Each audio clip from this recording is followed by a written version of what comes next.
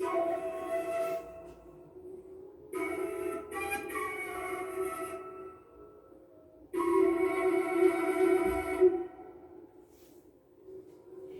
Алиса, а я Маргарита. Мы сестры-близняшки, и как многие близнецы, мы все делаем вместе.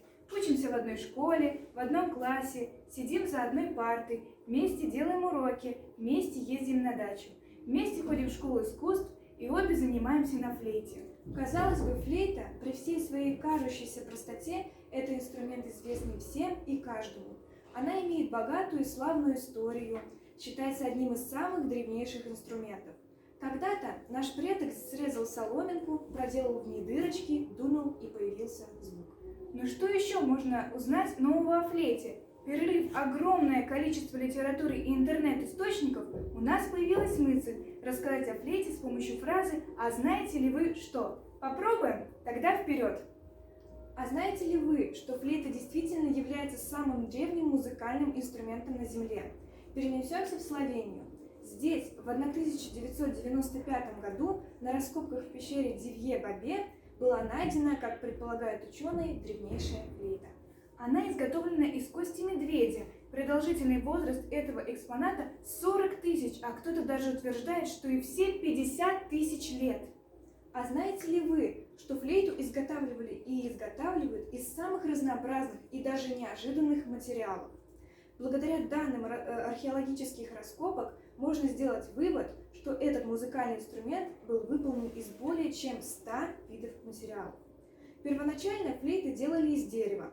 Это был клен, палисандр, черное дерево, бамбук, тростник, груша. В качестве материала превосходно подходили полые кости животных или птиц. Современные флейты изготавливают преимущественно из металла, попроще из никеля, а мастера высокого класса играют на серебряных, золотых и платиновых флейтах.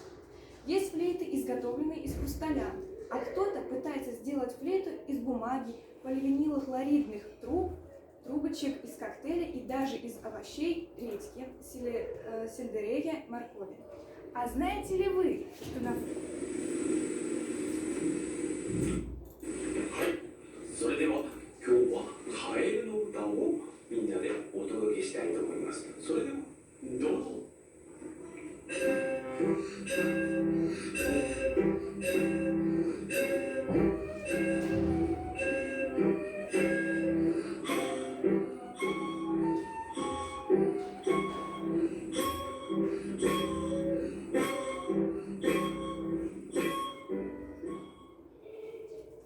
А знаете ли вы, что на флейте играли многие выдающиеся личности? Среди них папа римский Иоанн Павел II, русский император Николай I, всемирно известный тенор Энрико Карузо, американский режиссер и актер Вуди Аллен и даже Леонардо да Винчи. Да-да, тот самый гений Возрождения, автор знаменитой Джоконды. Известный изобретатель и гениальный военный инженер. Он считается первым автором вертолета, водолазного костюма, экскаватора, параплана, самодвижущейся повозки и даже ласт. Но вот то, что он был еще и талантливым музыкантом и композитором, известно немногим. Леонардо великолепно владел флейтой, и ему не нужны были ноты, он гениально импровизировал, поражая слушателей виртуозностью. Леонардо занимался усовершенствованием многих популярных в те времена музыкальных инструментов. Он усовершенствовал флейту, поместив клавиши и пальцевые отверстия на корпус инструмента. Есть сведения, что он не просто исполнял, но и писал музыку сам. Сохранился по меньшей мере один отрывок одного музыкального произведения. Восстановленную версию предлагаем вашему вниманию.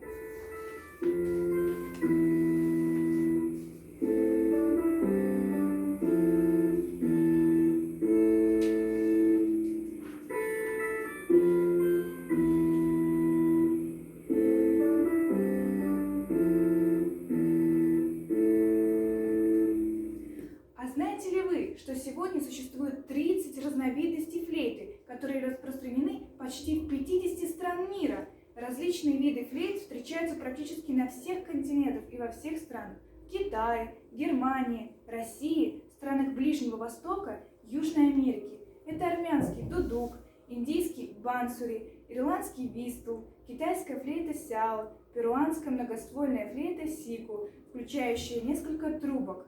расположенных в ряд по длине от низких к высоким. Она была самым любимым и популярным инструментом у жителей Перу.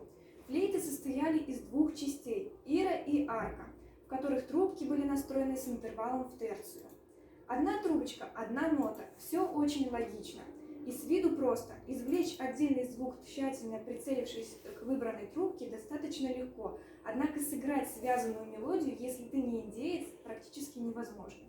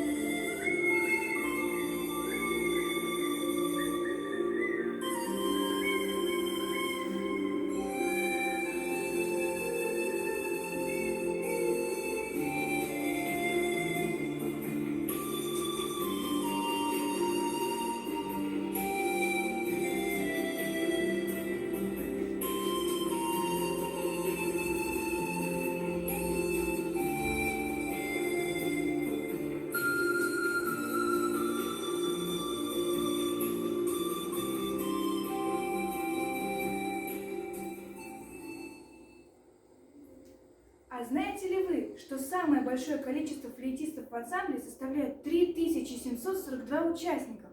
Это произошло 31 июля 2011 года в Японии, когда торжественно отмечалось 400 лет замку в небольшом городе Хиросаки.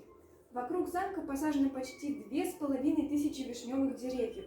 Замок широко известен как место любования цветением сакуры. Японцы считают цветы сакуры обиталищем душ предков. Любование цветением сакуры призвано умиротворить души предков и обеспечить процветание живущим. Почему же был собран именно ансамбль флейт? По мнению японцев, именно флейта с ее чарующим волшебным тембром способна передать легкое движение ветерка, под дуновением которого осыпаются нежно-розовые лепестки сакуры. Лепестки ворожат, мельтешит и мерцает храм сквозь ветви сакуры. Один за другим опадают лепестки махровой сакуры, порхая на ветру. А знаете ли вы, что по утверждению исследователей занятия флейты позитивно воздействует на интеллектуальное развитие детей, иммунитет, оказывает профилактический эффект к респираторным заболеваниям. Ухо, горло и нос активно участвуют при игре на флейте и получают постоянную прокачку и внимание, поэтому происходит плавное прочищение этих органов. Положительный эффект достигается только при постоянных занятиях. Это устойчивость к заболеваниям органов, кашель, насморк, астма, аллергия, правильное дыхание, при котором происходит двойная польза, массаж внутренних органов глубоким дыханием и расслабление нервной системы, приток кислорода к головному мозгу. Расслабление мышц тела позволяет снять физический стресс, который человек накапливает в течение жизни. Это происходит естественным путем, так как игра на флейте требует расслабления плечевого пояса, рук, кистей и пальцев рук. А знаете ли вы, что композиторы писали в основном для флейты соло? И очень немного написано произведений для двух флейт. Можно называть концерт для двух флейт и оркестра до мажор Антонио Вивальди, пьесу «Две бабочки» немецкого композитора Эмиля Кронке, Доплер Анданте и Ронда для двух флейт и фортепиано Франца Доплера, сборник Юрия Должикова, легкие пьесы для двух флейт и немногие другие. Ну а уж для трех флейт и того меньше. И самым известным, пожалуй, является танец пастушков из дивертисмента балета Чайковского «Щелкунчик». Это один из самых изящных и грациозных номеров дивертисмента. В нем спокойный темп, умеренная звучность. Движения танцующих отличаются гибкостью и пластичностью. В старину часто изображали пастушков беззаботно танцующими, одетыми в нарядные костюмы. Композитор ввел в музыку этого танца звучание флейт, которые подражают наигрышу пастуха на свирели. А поскольку мы обе играем на флейте, разве мы смогли исполнить это произведение? Конечно, с помощью нашего преподавателя Маргариты Валерьевны. И вот что у нас получилось.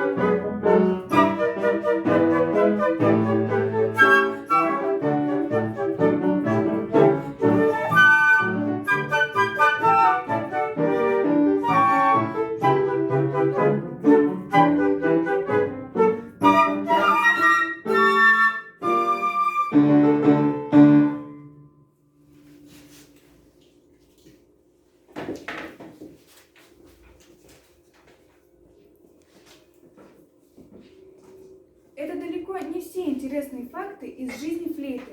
Это удивительный инструмент, голос которого словно ветродуневенье, продолжает удивлять нас своим воздушным легким тембром и своими потрясающими возможностями.